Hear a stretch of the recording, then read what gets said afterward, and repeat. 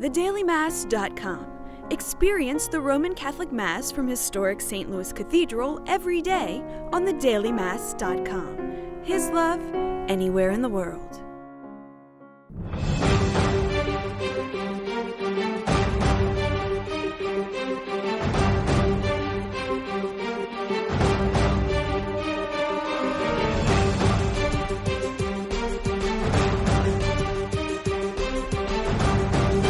Good evening, I'm Sarah McDonald. And I'm Jason Angela. Welcome to Issues in Faith. Well, we are in the month of November, which is, because we have Thanksgiving at the end of the month, a month that people really focus on giving thanks for the blessings in their lives. And such a call, too, for all of us, especially as Catholics, to be thankful always. It's like having a Eucharistic life. What Eucharistic means, thanksgiving, and to be thankful, and to really focus on that. And it's really cool, too, on Thanksgiving, how many people go to church on that day to really give thanks to God. Even though it's not a holy day of obligation, you really see the church is packed. And I think that that's how we show God thankfulness. And we go out there and we help others, too. And we, at WLAE, as well as many organizations, but specifically here at WLAE, we're working on a can drive. Food for families. That's right. And it's such an important role because our food banks around the area are depleted and they really need supplies. And so if you have canned items of donations that you'd like to make, please bring them to Willwood's WLAE TV, and we'll be happy to bring those to the proper places. And we know a lot of our schools are doing the same sort of thing. Our small schools, Holy Rosary Academy and Holy Rosary High School, they're doing a can drive all the way up through our largest schools, and it's really important at this point to focus on what we have and what being able to give back. And again, as we spoke about earlier in the year, not because it's the right thing to do or the expected thing to do in a community, because Jesus said, when you feed when you feed my brothers and sisters, you are feeding me, and that's an instruction in the gospel. So we really need to focus on that as the roots. Yeah, we have plenty of opportunities around our area to give and to keep giving too. Just not let this be a point in the year maybe that you are reminded, but to continue that throughout the year of always giving, and especially those who are most need. Definitely, and just a note on something you said, we will be posting all of the Thanksgiving Mass times on our website. They're a little different because they're not a holy day of obligation, but so the schedule is a little bit off sometimes for some parishes, but we will be posting those on the Archdiocese website a little closer to Thanksgiving. Awesome. Well, a couple of weeks ago, Jason sat down with Archbishop Aymond to discuss religious liberty and what the Catholic bishops of the country are doing to protect it here in the United States.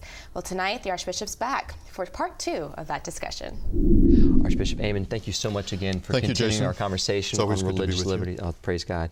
We talked last time about a lot of examples, specific examples of where religious liberty is really being challenged and really having a challenge with people living out their faith. I guess before we kind of go on, what are some, examples of the lives of the saints that we can look to help us see, more of where we are now and historically where the church has gone, where saints have done things to not compromise their faith and to live it out boldly in the church and in the society?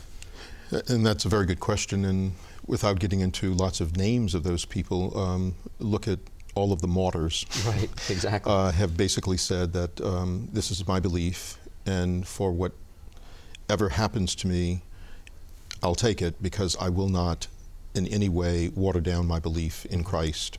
And it starts with Peter and Paul, and goes to more recent people that we've seen in our own time, even the missionaries in other countries. Now, we're not saying that we're going to lose our life, but there's kind of a white martyrdom, you would say, right? There is, and I think though that sometimes we realize that in other countries particularly that there really is persecution against Christians and against Catholics. In some countries, to say that you are a Christian endangers your life. Right. And so that's direct persecution. My suggestion is, though, that there is a subtle persecution that's taking place in the United States. And the real question that surrounds this is, does a law of the government, or does the government have the right to tell me that I should do something that is against my conscience? And in the examples that we used last time, there is no room, or very little room, for a person to say, no, this is against my conscience and I won't do it. And this really becomes a constitutional right. The bishops are very concerned about this, and obviously this didn't happen yesterday or today. I think it's been an eroding that's been taking place for a long time. But I do think in the last couple of years it has gotten more direct and perhaps less subtle. And the bishops, as I mentioned last time, have formed a special office to deal with this. Bishop Lurie is the bishop in charge of that for right now. And he has already met with people on the Hill and in Congress to talk about this, that we are concerned. So I think that instead of waiting for it to erode more, the bishops, we as a conference, have taken a strong and progressive stand and said, let's call it what it is. Sure. You know, if I am an employer and I have certain beliefs about contraception, certain beliefs about reproductive services, does the government have the right to tell me what kind of insurance I have to give to my employees? And that's just one example. But as we see that there are many other examples that we talked about last time, because this is an international issue in terms of Catholic relief services. For example, the government is telling us what we have to do in order to be charitable to people in another country. So they're defining charity to us. That's right. Wow. Yeah. So what can we as a people, I think before we can move on from this, what should we be doing more of? Being more aware, more prayer, calling our representatives and letting them know how we feel? Yes, always prayer, because as we know, prayer can change hearts and move hearts and help our leaders to seek the truth. And we don't want the truth to be my truth or your truth, but it's the truth of God. Amen. And the truth of what our country was found on, you know, that liberty, the freedom and the liberty that we so often talk about. So prayer, that God will protect us and lead us towards that truth, that veritas. But also, I think we need to make our voices known to people in Congress. And we need to be able to say, we are concerned about this. And I think sometimes we underestimate our ability to be heard with members of the Congress. Now, I would believe that they don't read all the emails and all the letters that they get. But I would also hope, and I do believe, and know in some cases where their staff is very attuned to the fact that we have gotten X amount, thousands of letters, and they're all saying one thing. So if you vote in this direction, you have to at least know that these people are crying in another direction. We call it a democracy. And so it's important that we feel a certain responsibility, and that's what the bishops call us to in terms of faithful citizenship, that we are citizens, but we have to be faith-filled citizens, and we have to vote and act and speak based on the gospel values, based on the teachings of the church, and we have to do that in an energetic way. You know, I'd like to hear more about the subtlety that you talked about, how we've gotten to this point. If someone is maybe not attuned to the situation at hand, and maybe the examples from last time really helped out, what should we be looking at, and how can we articulate and talk to others, friends and family, about the situation, or people who see that maybe religious liberty is something that, you know, is someone thinking that your religion is forcing them to do something? And that's a very good question. And we as Catholics have never said that we want to force anybody else to live our values. We want to live them, and we want to be free enough to live them. But we have never said, and I think this is one of the great respectful things about our tradition, let me live my faith, and I want to live it in a courageous way. If you don't believe in that, or it's against your conscience, I will respect you. Right. And I will not try to convert you to my values or to Catholicism. But the question remains, can I live my faith? And it seems to me that we talked about some examples last time, and also in my column, question and answer in the Clarion last week, I gave, you know, in very detailed fashion, a number of examples as well, and that would be worth going back to read. Sure. And the question remains, can I live my faith, besides living it in church on Sunday or any time, besides living it in my house? Can I live it in business? Right. Can I live it in the workplace? Can I live it in the marketplace? Can I live it in society? And I think, you know, since our country has been founded, the answer has been yes. Yeah. are we moving towards a compromise of that? Right. I mean, I think about what Jesus says, a servant is not greater than his master, how he was persecuted. And we want to live in a society where we kind of limit some of those persecutions, that we can truly live out our faith. I feel like people sometimes who stand up in their faith, they're quick to get knocked down, especially in this day and age. They'll, I guess an example like Tim Tebow, who prayerfully, acknowledges God, and then all of a sudden the next time I see him, he's getting taunted for it. That's right. And made fun of it for his belief. And if that was something else, maybe a different belief, or if it was something else, people would be right on top of that. But right. I just feel like there's a definite apparent struggle going on right now, and I want to make sure that our audience is taking advantage of all these ways of being able to be informed, to be in prayer, and to move into a way that we can respect the freedom that others have in their faith. Right. Yeah, well, and another example of that, as we talked about too, was because of our stance on marriage being between a man and a woman and being a lifetime commitment, that there are those who are calling us bigots. Yeah. It just doesn't make any sense. It's going to be interesting too, I think, as we, and I don't know how others feel, but the next year, a year from now, we will have had elections. That's right. And I think it's going to be a very, very tough year. It's going to be a tension-filled year, and we're going to need to pray and to talk a lot. And it'll be interesting to see what the issues are as we move towards that election. God knows they will be about the economy. Of course. But, are they also going to be about life issues? Yes. From, the moment of conception to natural death? Right. Are they going to be about religious freedom? It'll be very interesting if we as a country begin to ask those questions. Is that going to be part of a platform of a candidate for whatever their position that they're running for? What about life? What about, besides the economy, which is very important, but what about life? What about religious freedom? Mm-hmm. And it'll be very interesting, I think, to see where that leads us in a public debate. Do we believe, I would love to be able to ask some candidates, do you believe in religious freedom, and what exactly do you believe? What's the beginning and the end of religious freedom for us?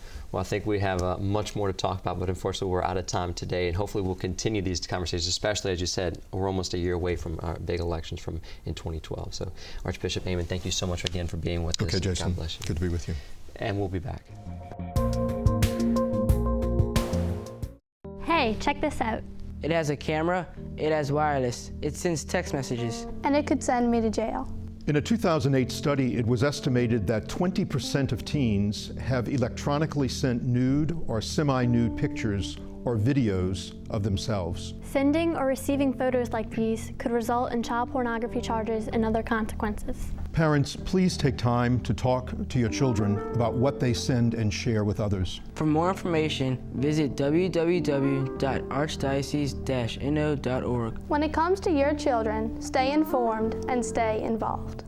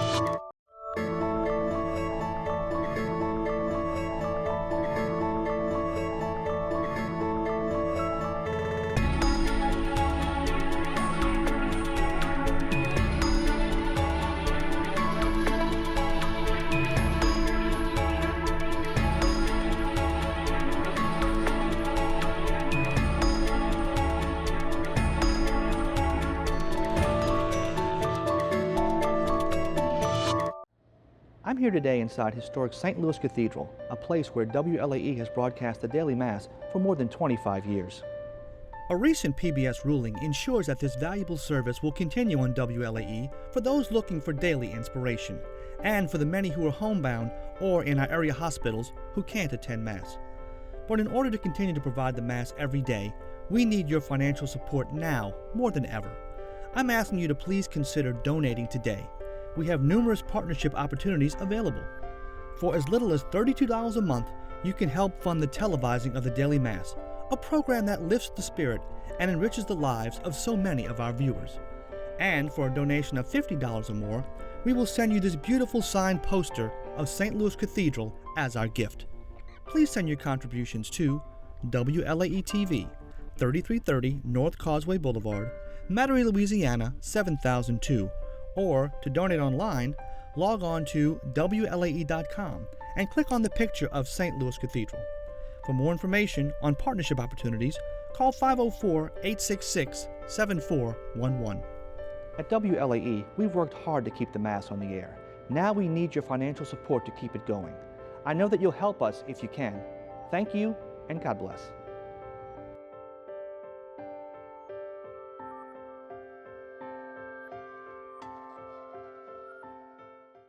An award-winning play based on the life of an African-American nun made its debut at Dominican High School. The playwright, a school alum, knew of the quality of their performances and wanted her play to get the Dominican treatment. Janet Gross takes us behind the scenes of Thea's Turn. Okay, everybody, let's get ready. We're running slow. Taping everything down, doing all the lights. Tiana, you ready? They are all ready to bring this play to life, to tell the story of the life of Sister Thea, a Catholic nun who struggled with issues of race and faith and fitting in. Ta-da! Straight out the store window. We see what Dr. Bowman got to say about that. Daddy don't mind. No, child, you the one don't mind. Born Bertha Bowman in 1937, she went to a Catholic school in Canton, Mississippi, and at a young age joined the all-white Franciscan Sisters of Perpetual Adoration in Wisconsin. Dear Mama and Daddy. This play, written by Mary Donnelly, a contemporary and at one point a fellow nun of Sister Thea's, points out the conflicts and the resolutions in her life. And everything is white up here, Mama.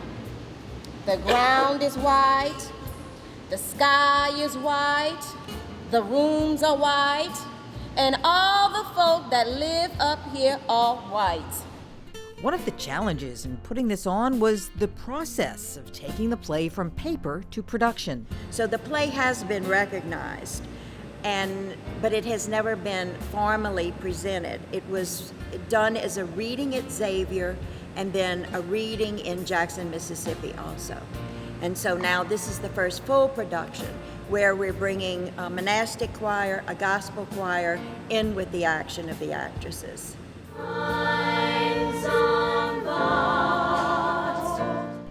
The different types of music move the message along.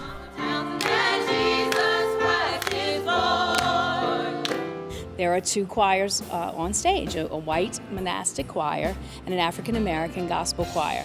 And they come in and out and sing some songs throughout the show, and it just represents the struggle within her two lives. She lived in both worlds. The drama department at Dominican took on the job of fleshing out the play. Some of the actors are even from the school, teachers and students. The leads, though, young Bertha and the older Thea, are local professional actresses. And after I read the script, it blew me away. I could not put it down. I called Rosalie, and it was really late at night. I was like, I'm so sorry for calling you late, but I'm like in tears, and I'm just like so moved by this. So I jumped on it first chance I got. She was a renegade on many issues, and she pushed the envelope long before people were going to do that, and she stepped out on that limb. We try to teach our students here that they have to go out and make a difference, and certainly Sister Thea made a difference. And they believe they've made a difference with this play, helping bring it to life here, but they see big things ahead for the show. And I'm going to be there when it goes on Broadway. I'm going to be in the audience. You're not going to play your part? I'm thinking I will be in the audience. Well, the show must go on, but it went on here first. I'm Janet Gross for Issues in Faith. The playwright, Mary Donnelly, has written several articles on Sister Thea as well. She based her play on her memories and interviews with her friend. Hey, check this out. It has a camera, it has wireless, it sends text messages. And it could send me to jail. In a 2008 study, it was estimated that 20% of teens have electronically sent nude or semi-nude pictures or videos of themselves. Sending or receiving photos like these could result in child pornography charges and other consequences. Parents, please take time to talk to your children about what they send and share with others. For more information, visit www.archdiocese-no.org. When it comes to your children, stay informed and stay involved.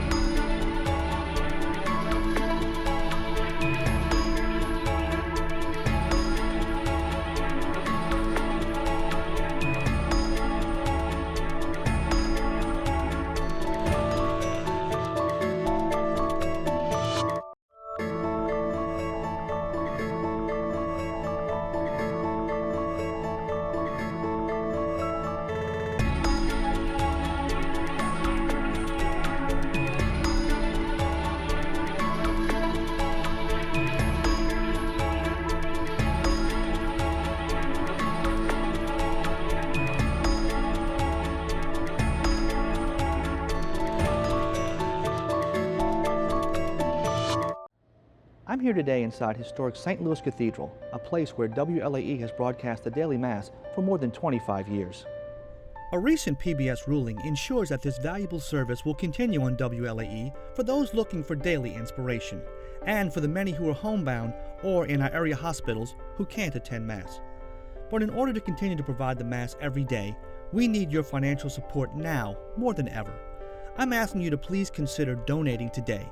We have numerous partnership opportunities available. For as little as $32 a month, you can help fund the televising of the Daily Mass, a program that lifts the spirit and enriches the lives of so many of our viewers.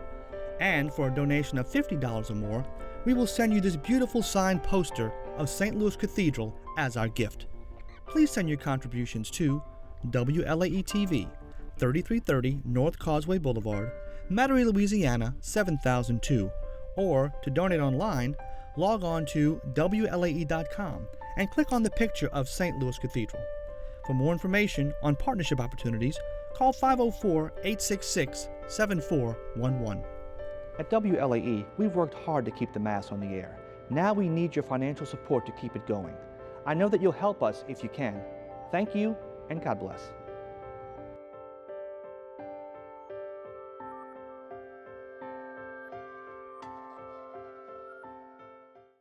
For the 28th time, crowds flocked to St. Bernard Parish for the Oyster Festival at Our Lady of Lourdes. Held on the church grounds in Violet, this is a way for the church parish to reach out to the people of the parish and beyond. Janet Gross takes us to the festivities. Just being here is enough to cheer about. This annual event, stopped only by Katrina for a few years, brings them out. Well, it started out as a parish picnic back at the old location on St. Bernard Highway, and it just continued to grow, and eventually we moved to this location before the church was actually built, and it has continued to grow every year. And now raising money for ministries has a different return rate. Families keep coming back. It is amazing. It's like food and it's everything. Rides, bands, stuff for the kids to do, stuff for the adults to do. It's amazing. Do you eat the oysters? No, I don't like oysters. What is wrong with you? I don't like them. They slimy, so I can't get past that part of it. True, you don't have to like them to be a part of all this, but not eat oysters? Hard to believe for Phoebe, Brianne, and Gabrielle. Ride all the rides. And eat oysters and Lots of oysters. And good food. We're down the road. We like oysters. Yes. We like any seafood. So down the road means you have to like You don't have to. You don't have we to. do. Yes. Dozen Grill coming up. Well, whether from down the road or not, oysters, of course, star in this festival. Bring it on, baby. Oyster po' boy. They'll cook up enough oysters this weekend to feed everyone who wants to slurp or munch on them. And supporting the industry that has taken such a hard hit, these all come from parish waters. The oyster industry is safe. I mean, it's probably more tested now. The seafood industry in general, oyster, shrimp, crabs, fish, is tested more now than it ever was in the history of our industry. So it's a safe seafood. It's just, it's not reproducing like it should be. But this weekend, they focus on the fun as Our Lady of Lourdes Church puts on the party. It's a community builder, that's the main thing, you know. After Katrina, a lot of people relocated to other areas for various reasons, and it's really a reunion. People come back, former parishioners, current parishioners, people come back to just share a good time. If you come out when nightfall, oh, they dance all night. They dance the night away over here. And the food is great. We love the food. And a lot of people make a lot of different crafts. Plenty of stuff. They have these head things and hanging things and homemade things to light on fire. It's all good, but one of the best things is being with friends and neighbors, remembering old times, joking around. I went to Romania, right? And I pulled into this bar, and everybody was. Moving on, a lot of people here are just here to serve. They volunteer to help their church. Well, we do this for the church. This is the Kramer family, and we do it every year. We volunteer for the fair. And what are the jobs you do? We do the mums, we fry the mums, and then we prepare the sauce, and then we do the hamburgers. So for them, mum's the word. But you can also hear screaming kamikazes. However you say it, it seems hanging out at the Oyster Fest is just a great way to spend the day. I'm Janet Gross for Issues in Faith.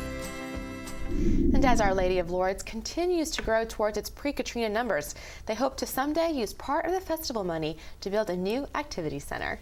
If you have a question for us or have an idea for a story that you'd like to see on air, please write to us at Issues in Faith, 3330 North Causeway Boulevard, Suite 345, Metairie, Louisiana 7002, or you can email us at questions@wlae.com. Plus, if you missed an episode, you can catch up online at www.archdiocese-no.org. And that's our program for this evening. For all of us at Issues in Faith, thanks for watching. We'll be back next week. Hope you join us again soon. Until then, God bless.